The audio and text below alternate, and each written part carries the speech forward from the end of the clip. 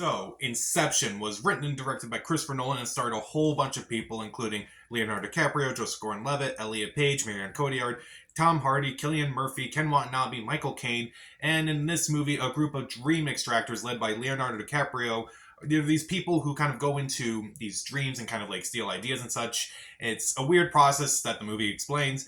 And Leonardo DiCaprio, he's been far away from his family, he's been far away from his kids for so long, and when he learns that he has an opportunity to go back to his family, he learns that he has to perform the opposite of an extraction, which is Inception, and implant the idea into someone's head.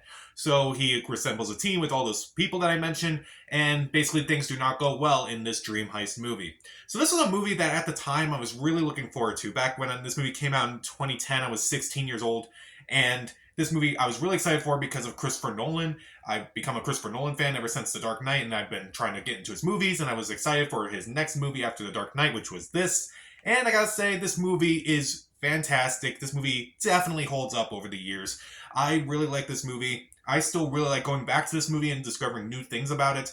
This is a great movie, if I'm being honest. First off, the acting is really good. Leonardo DiCaprio is really good in this movie. I definitely buy his whole character where he's like, definitely, he's trying to get back to his kids, and I definitely buy the whole mental state that his character is going through, like how basically he's been doing all this stuff for so long that he kind of has his dreams kind of like going into other people's dreams, and it's just kind of like, it's weird and it's trippy and definitely very well done. I think he handles all the things pretty well in this movie. Joseph Gordon-Levitt is also really good in this movie too.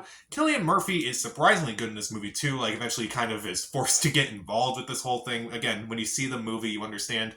Tom Hardy, he's pretty funny in the movie. I think this was the first time I saw Tom Hardy in the movie, and I'm like, that actor's really good. I hope he does bigger and better things, and he has gone on to do bigger things. I really liked him in this movie. I thought he was a great foil for the rest of the team in this movie. Marion Cotillard, she's a pretty intimidating kind of villain in this movie. I don't know, it's kind of hard to say there's a villain in this movie, but she's probably the closest thing. But she's really good in this movie too. She's pretty creepy. She's pretty intimidating.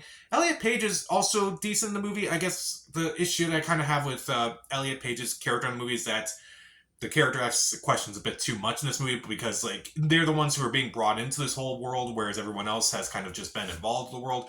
But other than that, like once Ariadne kind of gets into the whole thing, it's like they do a good job with it. And Ken Watanabe also does a really good job in this movie too. A lot of the actors do a really good job in this movie. I'm not going to say, oh, there's someone who's really bad in this movie. I think all the actors bring their A game for this movie.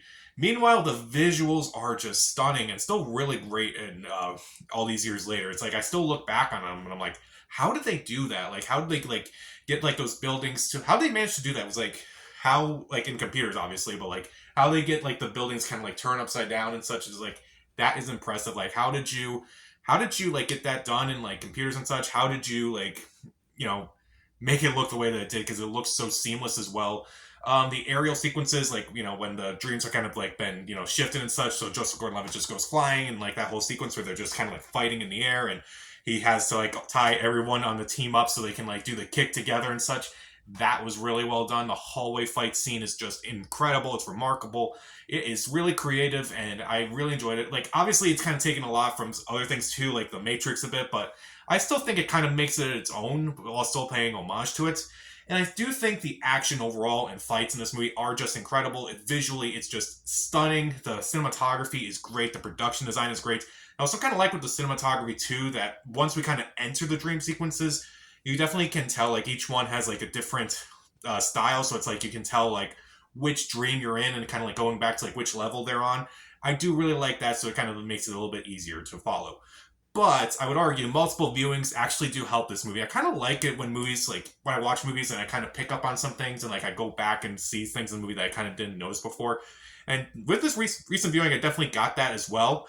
So it's like I like going back to this movie multiple times so I can just discover new things I may have missed from this movie. I still really enjoy this movie. The score is just incredible. Even if it does have that stupid bomb that's been in every movie since this movie, I still think the score is really well done. It's not just like, big and bombastic or anything. Like when it has like those sad and like, introspective moments, it actually is very quiet and actually very, really well done. And it's actually, it's still a great score all these years later. And despite like, how much of the movie is like exposition heavy, there's still room for some humor. Like it's still, it's not like a overly funny movie, I'll say.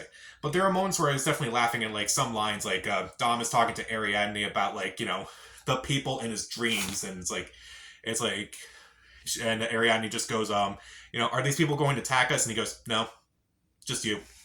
Like that line got me. I don't know why that line got me, or like anything that Tom Hardy says in this movie, like you mustn't be afraid to dream a little bigger, darling, and then he just pulls out a much bigger gun. That was hilarious to me. And also, I kind of just like this movie has kind of like obviously a heist like this has kind of like been done before, done to death in movies before, but I just like the unique twist on it where it's like, okay, instead of going into instead of like trying to rob someone's place, it's like, okay, we're robbing someone's mind, and it's like we're trying to implant this idea in his head. And despite like the fact that like this movie is again big and bombastic and just loud and such, there are a lot of great quiet moments where the actors just don't say anything and they're just kind of allowed to just emote. Like Cillian Murphy has this great moment, kind of like watching his father die in the scene, and like he grabs the flower that's supposed to resemble like his dream, like what he wants to do, and he just starts breaking down. It's like, okay, this is a great scene. I love this scene. I loved him in this movie. I really think it's great. And I do think there are a lot of fascinating themes in this movie. I do think a lot of these themes are really well handled, like, blurring the line between dream and reality. What is the interpretation, guilt, and what is like, I do think a lot of the themes of this movie are really well done, and they're really well handled, well executed. And while I feel like I can get a new theme with each viewing of this movie too, kind of like with the smaller details I can pick up with like new viewings as well. I definitely really like going back to this movie. This is one of the ones by Christopher Nolan where I'm like, I like going back to this one a lot more.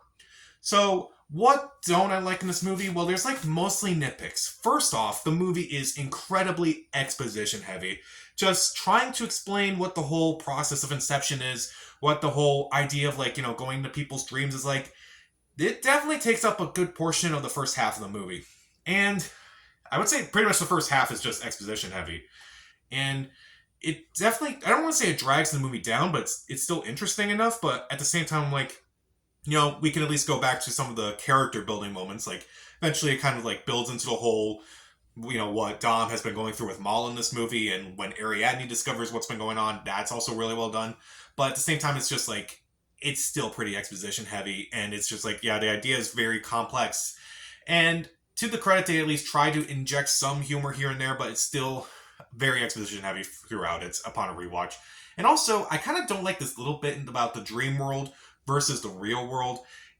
When Ariadne goes into the dreams for the first time, she discovers that in the dream world she may have spent an hour, but in the real world she spends 5 minutes. I feel like it would have been more interesting, like if she spent 5 minutes in the real world, but like an hour in the dream world, because I feel like when we sleep we don't feel like time as much, so maybe it would have played a lot more into that. But then again, maybe because of like how long they have to like be in Cillian Murphy's mind in this movie, it kind of has to work this way where it's like, oh, we're in the dream level for an hour, but we're in the real world, we're in there for 5 minutes. I guess that kind of makes sense. But it's a nitpick mostly. And again, the bwom sound effect that appears in this movie, that you just hear throughout this movie, it definitely is kind of annoying, and every movie has kind of done it since then. It's like, just because one movie did it successfully doesn't mean other movies should do it. It's annoying, but other than that, this is still a really great movie. I think the acting's great, the visuals are great, this action and the fight scenes are incredible, the score is great, the production values are great, it's still fun, it's still funny, it's still interesting, and the ideas are very interesting, even though a lot of these things have been kind of done before, but they kind of like at least do it in their own way that's very unique. And I do like the quiet moments in this movie, and I do think multiple viewings are very rewarding. But again, mostly nitpicks. The dream level in the real world is still a little bit iffy to me. The Blom sound effect, exposition heavy.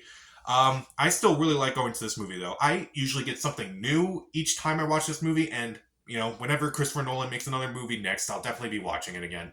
So, I will give Inception 4 out of 4 stars. See it. So, what's your favorite movie starring Leonardo DiCaprio? Comment down below, subscribe to the channel. This is Pat. Stay safe.